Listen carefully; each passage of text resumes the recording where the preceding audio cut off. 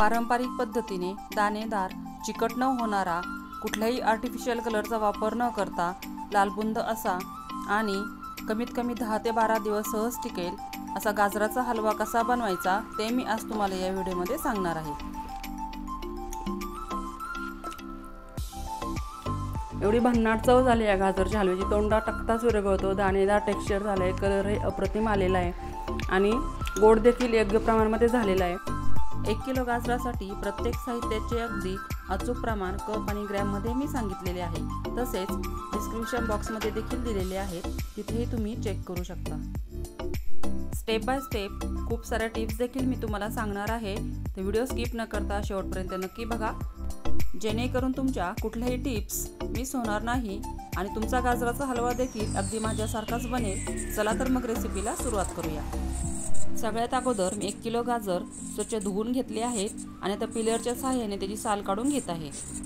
अशा प्रकारे सर्व गाजरांची साल काढून झाल्यानंतर मीडियम होल असलेल्या किसणीने आपल्याला ही सर्व गाजर किसून घ्यायचे आहेत। हा 1 किलोचा गाजरचा हलवा तयार करण्यासाठी अगदी गाजर किसण्यापासून ते गाजराचा हलवा प्लेटमध्ये येईपर्यंत मला 1 तासाचा वेळ लागलेला होता।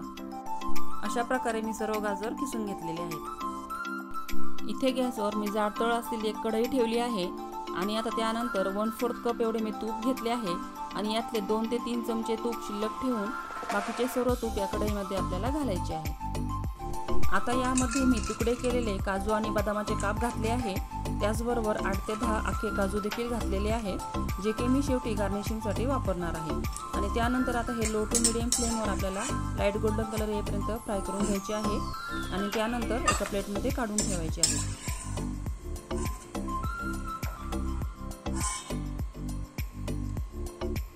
त्यानंतर या तुपामध्ये आपल्याला किसलेले गाजर घालून हे गाजर 3 ते 4 मिनिटांसाठी हाय फ्लेमवर आपल्याला परतून घ्यायचं आहे। ही खूप महत्त्वाची टिप आहे। असे गाजर तुपामध्ये परतल्यामुळे गाजराचा रंग टिकून राहण्यासाठी मदत होते। तुम्ही आता बघाल की जसजसे आपण गाजर तुपामध्ये परतत जातो तसतसा गाजराचा रंग हा ऑरेंज होतो, पण टेन्शन घ्यायची अजिबात गरज नाहीये।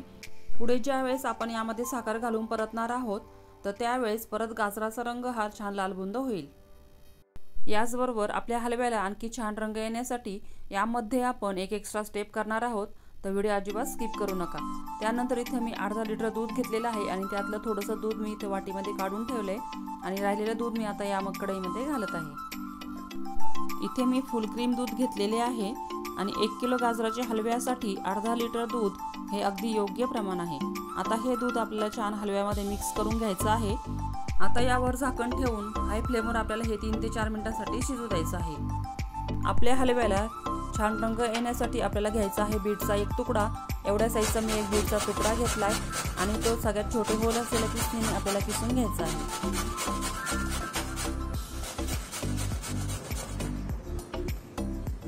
मगाशी वाटीमध्ये मी साईडला थोडेसे दूध काढून ठेवले होते।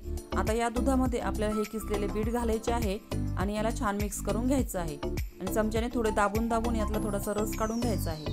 मी व्हिडिओमध्ये दाखवते त्याप्रमाणे चमच्याने थोडं दाबून घ्यायचं, म्हणजे बीटमधला सगळा कलर आणि त्याचा स्वाद यामध्ये उतरतो। 4 ते 5 मिनिट हाय फ्लेमवर वाफवल्यानंतर तुम्ही बघू शकता आपले अर्धे दूध आटलेले आहे।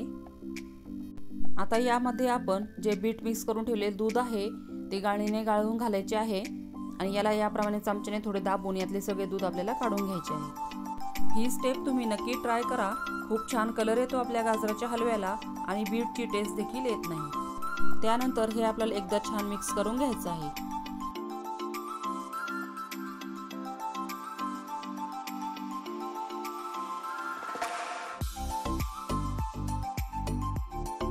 आता यामध्ये आपल्याला घालायची आहे 1 कप एवढी साखर आणि वजनी प्रमाणामध्ये ही 200 ग्रॅम साखर आहे। तर इथे साखर तुम्ही तुमच्या आवडीप्रमाणे कमी जास्त देखील घेऊ शकता, पण 1 किलो गाजरासाठी 200 ग्रॅम साखर हे अगदी योग्य परफेक्ट प्रमाण आहे। साखर मिक्स करून झाल्यानंतर आता यामध्ये आपल्याला घालायचे आहेत तळून ठेवलेले ड्रायफ्रुट्स। तर इथे मी काजू बदाम घातलेले आहेत, तुम्ही तुमच्या आवडीचे ड्रायफ्रूट घालू शकता। मिक्स केल्यानंतर साखर अर्धी आटेपर्यंत यावर आपल्याला झाकण ठेवून शिजू द्यायचं आहे।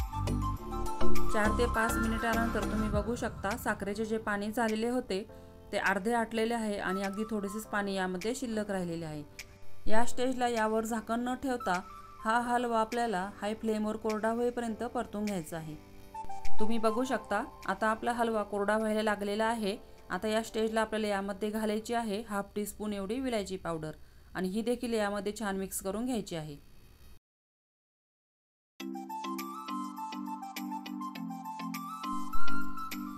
तुम्ही इथे बघू शकता एकदम दाणेदार असा आपला हलवा तयार झालेला आहे। अजिबात चिकट नाहीये, पण या हलव्याला ग्लेज नाहीये किंवा चकाकी नाहीये।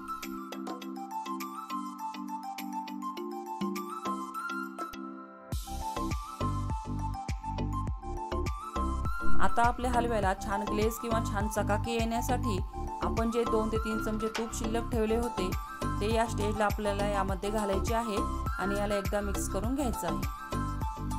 असे शेवटी थोडेसे तूप घातल्यामुळे हलव्याला छान चकाकी येते, हलवा छान सॉफ्टही होतो आणि तोंडात टाकताच विरघळतो।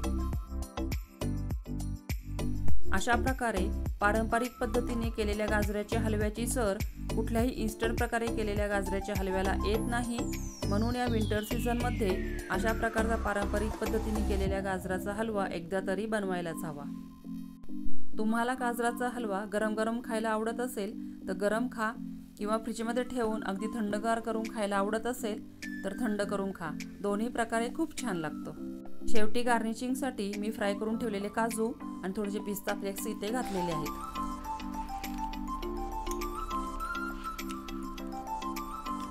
एवढी भन्नाट चव झाली या गाजरच्या हलव्याची, तोंडात टाकताच विरघळतो, दाणेदार टेक्स्चर झालं आहे, कलरही अप्रतिम आलेला आहे आणि गोड देखील योग्य प्रमाणामध्ये झालेला आहे।